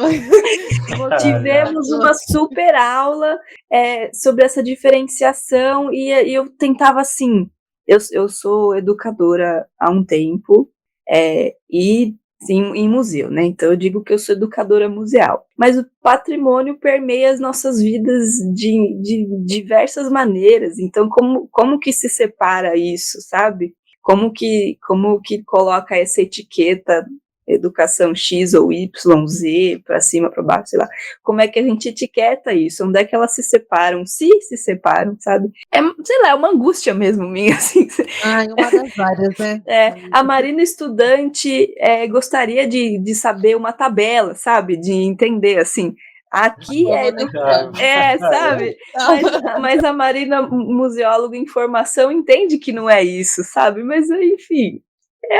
Marina estudante, eu também estudante também. O fato é o seguinte, Mari, assim, essa questão é realmente, eu escrevi um texto junto com Fernanda Castro, né, não sei se vocês conhecem, justamente sobre essa temática, né, sobre o entrelaçamento entre educação patrimonial e educação museal. Você que leu, vocês que vão ler, pode perceber que não tem uma resposta clara. E até a intenção do texto também era muito nesse sentido, Marina. E eu fui buscando o texto, falei, aí vai estar a resposta. Aí está a resposta. Mas, olha, eu retomo aquilo que você falou no início. Eu mordi a língua, né? Mais importante são as questões do que as respostas prontas. Eu acho que é muito nesse sentido. Aí até pegando essa reflexão que você coloca dessa fala do Mário Chagas, que educação patrimonial seria um termo redundante, né? Que é a mesma coisa que falar de educação educacional, ele coloca isso, né, que é redundante falar isso, e a gente poderia trazer para a educação museal também. Mas eu digo sim que essas qualificações, ela tem importância no sentido não de colocar as coisas nas caixinhas, mas de delimitação de campos. E quando eu falo de delimitação de campos, aí pensando burguesianamente falando, né, delimitação de campos, que esses campos também estão em disputa. Se a gente for pensar, gente, por exemplo, na educação ambiental, ela está muito mais estruturada no Brasil que a gente for pensar na educação patrimonial. A educação ambiental tem uma legislação específica já há bastante tempo, tem até um arcabouço legal falando de educação ambiental. E não é à toa de que quando a gente fala de educação ambiental, educação patrimonial nos parâmetros curriculares nacional, BNCC e tudo mais, ele está dentro da educação ambiental. Até que as pessoas conhecem mais, pessoas sabem mais, está muito mais estruturadas nesse sentido. E a educação patrimonial e a educação museal, eu acho que a gente quis trazer naquele texto, demonstrar de como que eles sempre foram conceitos que sempre estiveram em disputa entre si. Eu falei que a educação patrimonial nasce dentro dos museus. A gente discutiu, falou bastante sobre isso, né? E que em muito momento eles estiveram tanto em disputa e entrelaçados entre si. Essa linha, essa separação entre eles é bastante tênue. E às vezes colocar em caixinha não é a coisa mais importante, mas as delimitações do campo, sim. Eu acho que tanto a educação patrimonial como a educação museal hoje são campos em conformação.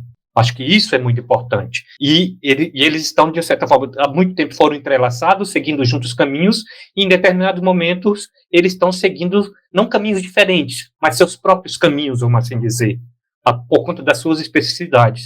E então, eles são delimitação de campo, inclusive em termos de campos de conhecimento, se a gente puder dizer assim, está tendo uma produção reflexiva, acadêmica muito forte nos últimos dias, tanto do campo da educação patrimonial como do campo da educação museal, inclusive também o que foi importante da delimitação de campo enquanto políticas públicas. Eu acho que isso é outra coisa importante. Hoje a gente pode falar que a gente tem, de uma certa forma, desenhado, delimitado, uma política pública voltada para a educação patrimonial. Está lá atrelada às políticas públicas voltadas para o campo do patrimônio. E temos também fortemente atrelados uma política pública da educação museal. atrelada à Política Nacional de Museus. E eles trazem as suas especificidades. Se a gente pensar na política da educação patrimonial, a gente tem lá já a definição do que se defende, o que é educação patrimonial, naquela perspectiva que a gente já vai falando, que é aquela educação reflexiva, crítica, construída socialmente com os diferentes grupos, com os portadores, né, das referências culturais. E tem também as diretrizes, os princípios da educação patrimonial, que é o que eu acho muito importante. Como eu falei, não existe uma metodologia de educação patrimonial, ou seja, não existe uma receita de bolo, mas os princípios são importantes porque eles trazem os ingredientes necessários para qualquer projeto de educação patrimonial, que é respeitar os diferentes saberes, que é conceber que o patrimônio cultural não está isolado da vida das pessoas, portanto, ele também está atrelado às outras políticas públicas, ele está no dia a dia das comunidades, das pessoas e tudo mais. Os princípios das diretrizes da educação patrimonial vêm trazendo isso. Se a gente for pegar a Política Nacional de Educação Museal, também vem trazendo, para mim não está tão claro o que é educação museal na política, né? Mas ela tem, assim, uma das coisas que são importantes, que é uma grande preocupação da profissionalização da educadora e do educador museal. Isso está explícito na política, isso para mim é uma coisa importante. Da importância da qualificação dos setores educativos dos museus, e entendendo que a educação museal faz parte de todo o projeto de musealização. Ele não está apenas lá na ponta, de quando que uma exposição está pronta, aí chama o educador para ser o guia da exposição, ou para ser, falando de uma forma melhor, o mediador da exposição. Mas não, se defende que a educação museal faz parte de todo o processo de musealização. Então, eu acho que essas diferenças, elas são importantes, porque os campos estão em conformação, os pontos estiveram e estão em disputas, e essas delimitações de campos são importantes, por exemplo, como eu trago para as políticas públicas para a área. Não respondi, mas a minha intenção era essa mesmo, era deixar mais ou menos essas coisas para a gente refletir juntos. É isso, a gente está sempre num exercício de reflexão e de processos de aprendizagem aqui no Museando, né? Cada episódio a gente sai com a cabeça assim, ó. Ai, meu Deus. E ainda bem que a BNT permite citar podcast agora, né? Porque eu tô falando aqui que pro mestrado eu trago as coisas que a gente discute aqui no Museando, né? Que são sempre muito reflexivonas, assim, e eu ia falar enriquecedoras, mas é um chavão, né, um clichêzão, mas é isso. A minha ânsia por uma resposta é tão e somente um amor platônico, assim, né, porque, como eu falei, né, mordi a língua, comecei o episódio falando que a gente às vezes busca mais perguntas do que respostas, e eu quero respostas. Mas é uma angústia pessoal mesmo, assim. Não posso ter a ambição de responder isso, porque se a gente responde, né, a gente conforma uma coisa, encaixota ela, e talvez até isso faz com que a gente perca possibilidades, né? Então, é isso. Estamos aqui só burilando os pensamentos. Estamos eu e as minhas personalidades. Eu aqui, ó. Eu aqui. Vocês são divertidamente. Eu e os meus divertidamente aqui. Mas é isso. Né? De colocar em caixinha é um aspecto muito burguês também, de tipo a gente querer homogeneizar as coisas, colocar numa caixinha e vender pronto, sabe? Tipo, ó, vou colocar nessa caixinha aqui, ó, toma essa resposta pra você. R$20. Assim, tipo. É muito. A gente. R$20. A gente foi feito para pensar que a gente precisa colocar tudo no lugar que tem que ser. Que quem vai dizer que é aquele que tá no poder. Hoje eu tô muito revolucionário. Mas enfim. Hoje eu peguei um pouco de Gustavo pra mim. Mas sabe um negócio que tira um pouco a minha angústia? Minha angústia, assim, quando às vezes eu tô assim, mas meu Deus, por quê, né? Por que museologia? Por que eu fiz isso com a minha vida? Aí vem os questionamentos que você fala, eu quero a resposta, porque a gente tem essa necessidade pós-moderna de ter resposta, eu quero isso aqui. Mas o lance é que, tipo, eu foco muito mais na educação em si, sabe? Na parte da educação patrimonial e educação museal, eu foco na palavra educação. Pra mim, se ambas forem dialógicas, se tiver o processo da discussão, se realmente tiver dentro, se ambas as educações estiverem dentro de um espaço de transformação social e junto com a sociedade, que até, lembrei de um texto que eu li que foi assim, o meu bálsamo, assim, que é Inclusive, eu peguei até algumas anotações que eu tinha feito na época, da Magali Cabral, que inclusive é um texto antes do que tá aí de Átila lá na publicação do IFAM, né, da Paraíba. Depois a gente coloca também na nossa bio para vocês acessarem. Mas que ela traz muito Mário Chagas e tudo mais, e me trouxe um pouco, assim, desse bálsamo, assim, desse lance dessa inquietação de eu voltar a algo que realmente me faz muito sentido, que é a necessidade de uma educação transformadora de fato. Aí a gente trouxe Paulo Freire, trouxe várias, o Átila trouxe pra gente, a gente trouxe tudo que a gente fala de educação dentro do podcast é muito visando um processo social, né? E tratar tudo muito como processo também, sabe? Desvincular, como eu já falei antes, do objeto em si, mas focar na conversa que a gente tem. E sobre essa aula que a gente teve. E já passaram tantas coisas na minha cabeça, que não foi só sobre essa aula, tá? Foi depois também que eu fiquei, meu Deus, tá. Tudo que tem dentro do museu é patrimônio, mas nem todo patrimônio tá dentro do museu. E aí, então, a educação museu tem fora também, porque tem ecomuseu, tem xixiriri, tchororó, que não é dentro de uma especificidade de 4 paredes. Mas aí, e é isso, e a gente fica nesse looping infinito, amigo, mas o lance é vamos focar. Eu estou focando para o meu bem, minha sanidade mental, assim, focando no processo. É uma escolha. Eu escolho as minhas lutas, e ela foi. E uma coisa muito interessante que a Átila trouxe também, que eu vou até incluir também no pensamento da minha pesquisa, é essa questão do educativo, que é óbvio, né? Porque várias vezes a gente se pega com as mãos, assim, nas calças, assim, as calças caindo, porque a gente não sabe o que falar, porque não participou do processo de formação daquela exposição ou do processo da comunicação, da criação da comunicação daquilo que a gente tem que comunicar, assim, do nadão, dá um jeito aí de comunicar. Não, a gente precisa participar de todo o processo. Mas todo esse processo também participando, vou até incluir, eu acho que é algo que a gente já tem que estar na cabeça, né? Como educadores ou como estudantes de educação museal, que ela é um resultado, né? Claro, mas ela tem que estar presente em todos os processos e, agora, falando da minha pesquisa, de uma forma acessível também. Mas é isso, amiga. Eu tô focando na educação. Essa é a minha parte. Mari, eu sei que a gente já extrapolou o tempo, mas assim, Juliana trouxe para ver como que essa pergunta, não é uma angústia, mas ela nos persegue já há bastante tempo. Esse texto de Magali Cabral, que Juliana lembrou bem aí, que é mais antigo, né, bem mais antigo do que esse, que eu escrevi com Fernanda, ele está justamente nos cadernos de educação patrimonial, que são os cadernos que foram organizados pela Casa do Patrimônio da Paraíba, né?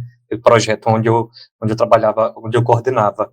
E foi esse texto, eu pedi justamente a Magali. Você vê que essa pergunta já me perseguia já há um bom tempo. Magali, eu pedi para ela, faça uma reflexão entre a educação museal e a educação patrimonial para a gente poder publicar.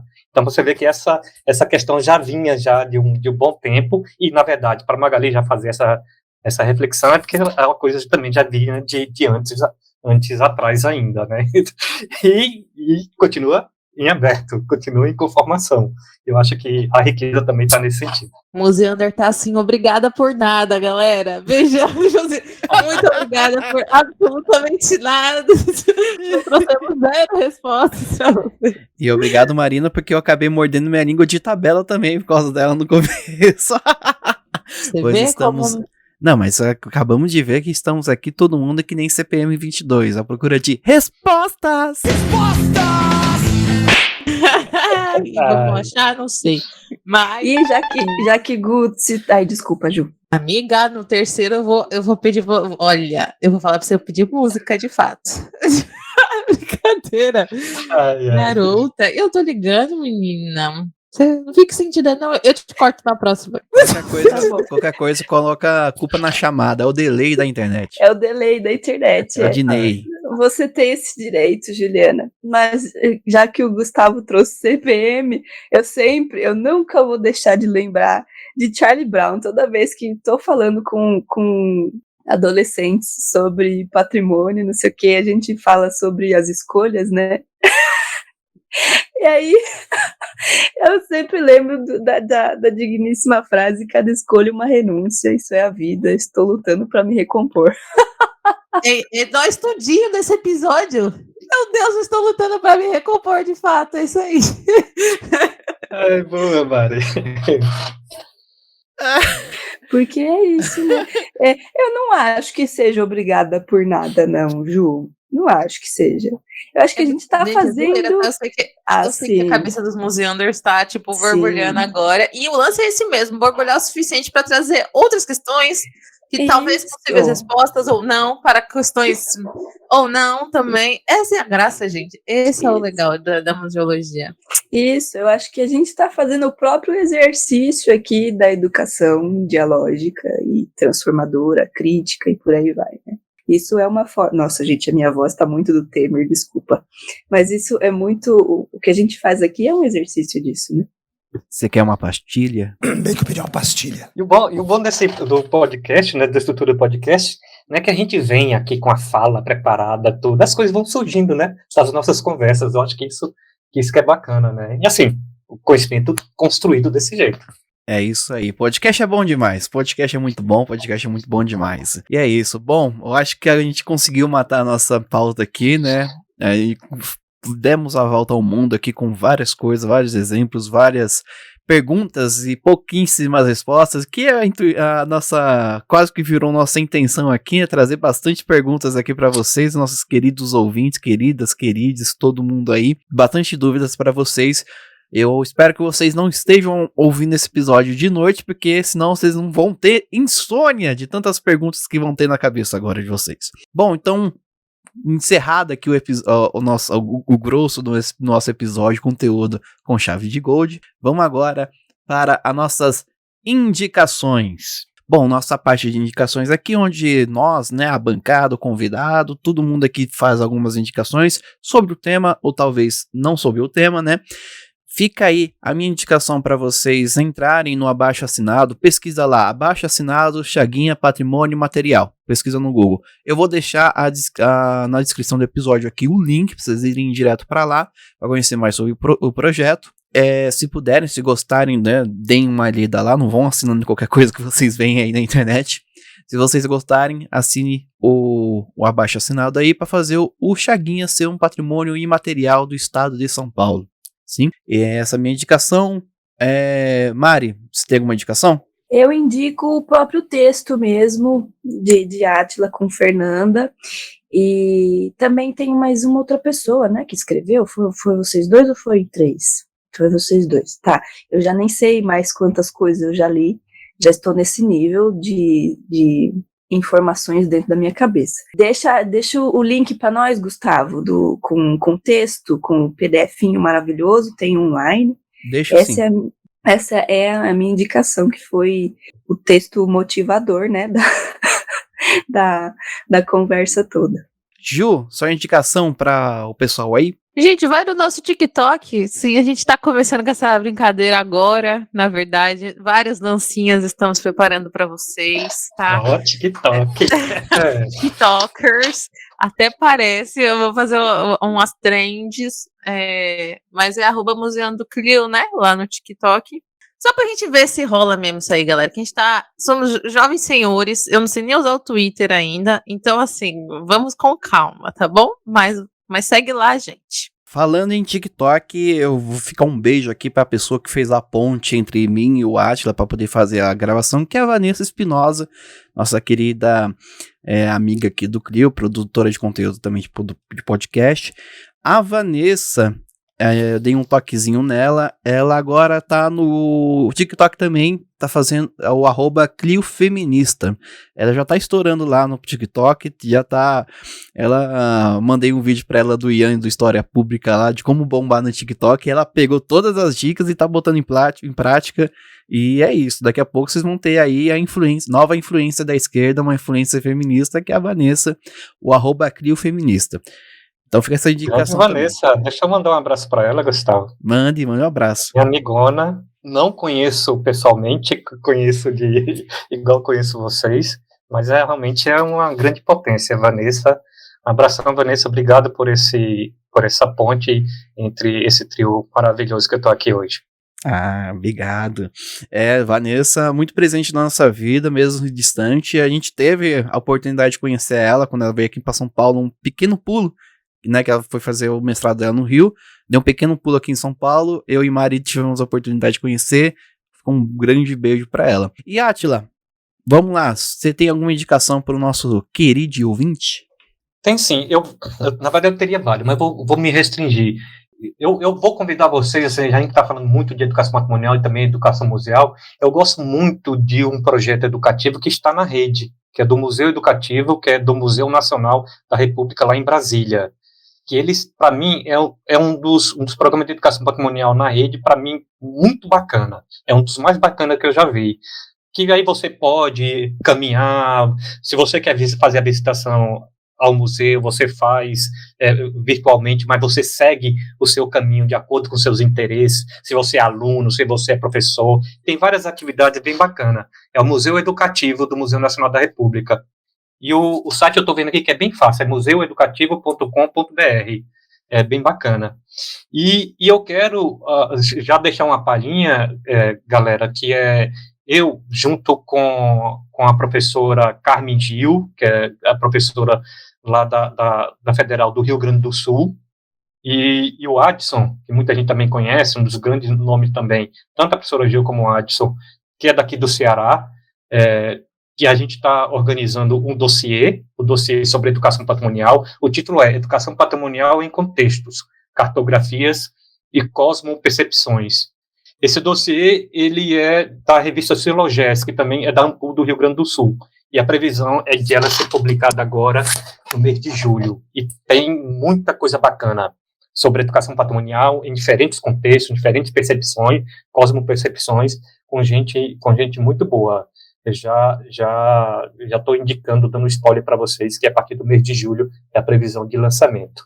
Gente, eu me sinto muito importante quando a gente tem essas coisas assim em primeira mão. Eu falo, meu Deus! Uau! Que emocionada. Muito obrigada, muito obrigada. Muito bom. Assim, lembrando, querido ouvinte, que todos esses links, tudo que a gente falou aqui, eu vou tentar colocar tudo na descrição do episódio. Então, se interessou por alguma coisa, vai lá na descrição do episódio, dá aquele clique gostoso que vai abrir para vocês aí, tá bom?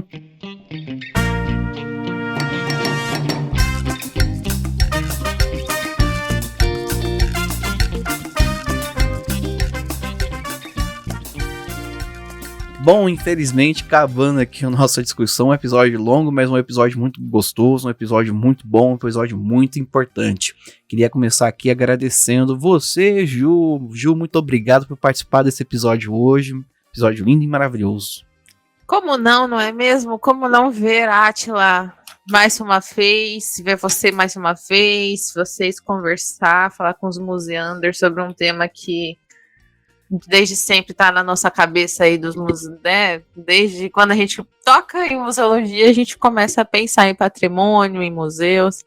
Muito, muito obrigada, meus colegas, amigos lindos, e também dentro desse conchave está a Átila, dentro dos meus colegas, amigos lindos. Muito obrigada por esse episódio, foi muito legal, me fez lembrar um monte de coisa, me fez também, eu acho que é muito legal quando num episódio nosso a gente acaba trazendo questões para nossa própria pesquisa, né, Mar? Que também Mari vai fazer algumas mudanças na dela, eu também vou trazer algumas outras coisas na minha, porque eu acho que é para isso, né? A gente está fazendo a construção acadêmica de formas, assim, de várias formas, né? E muito obrigada, Átila, por ter contribuído com isto hoje, neste sabadão, sabadei, como eu já falei, agora é sabadando aqui. Foi ótimo, muito obrigada, gente.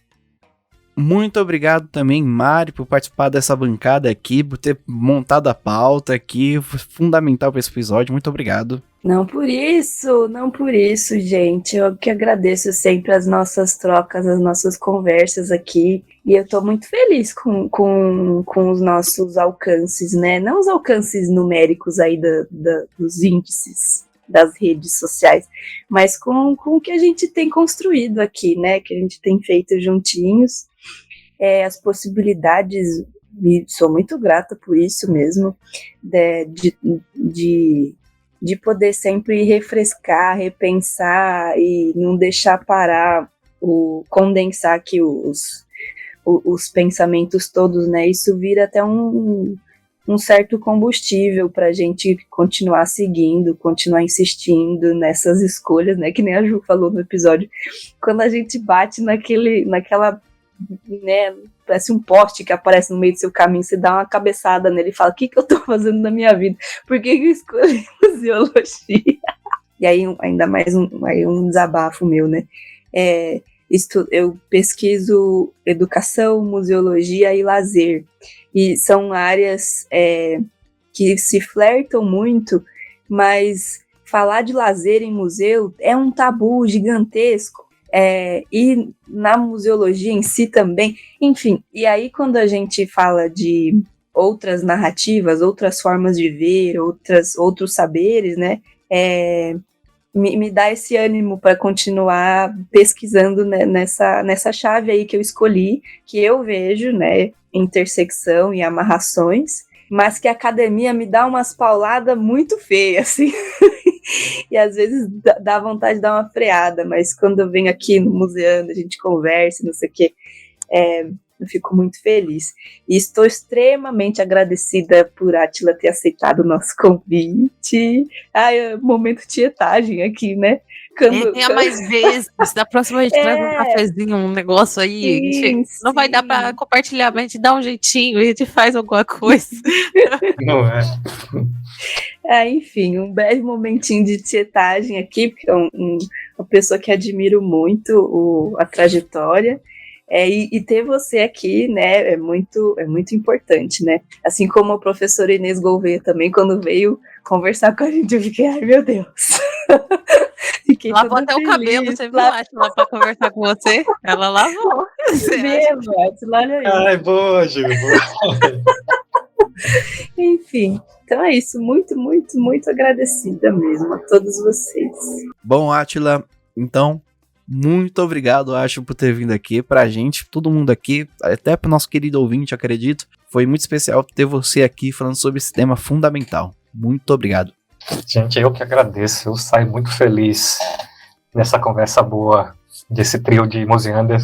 Eu só imagino se a gente tivesse uma mesa de bar, tomando a cervejinha, tanta coisa que boa que ia sair, mas porque realmente vocês me deixaram bastante à vontade, então, assim, aí as coisas fluem realmente. Confesso que estava um pouco nervoso. Opa, esse povo me chama. Você? Imagina!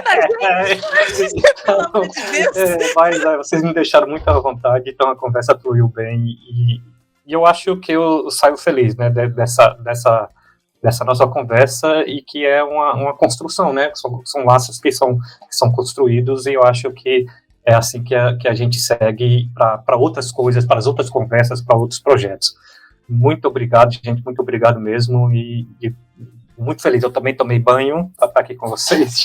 Que bom que todo mundo tá, né? Aliado nisso aí do banho. Viu? Eu também ficaria nervoso se estivesse conversando com a Inês Gouveia, sua prima, viu, Maria? Gosto demais de Inês, amigona. E para mim também é uma potência, Inês. E é isso, gente. Abraço e obrigado para quem vai nos ouvir, para quem tá nos ouvindo. É isso, querido museano, e muito obrigado por você estar ouvindo aqui, acompanhar a gente até esse momento do episódio, e muito obrigado, e é isso, o museu e a educação patrimonial seguem vivos. Um beijo.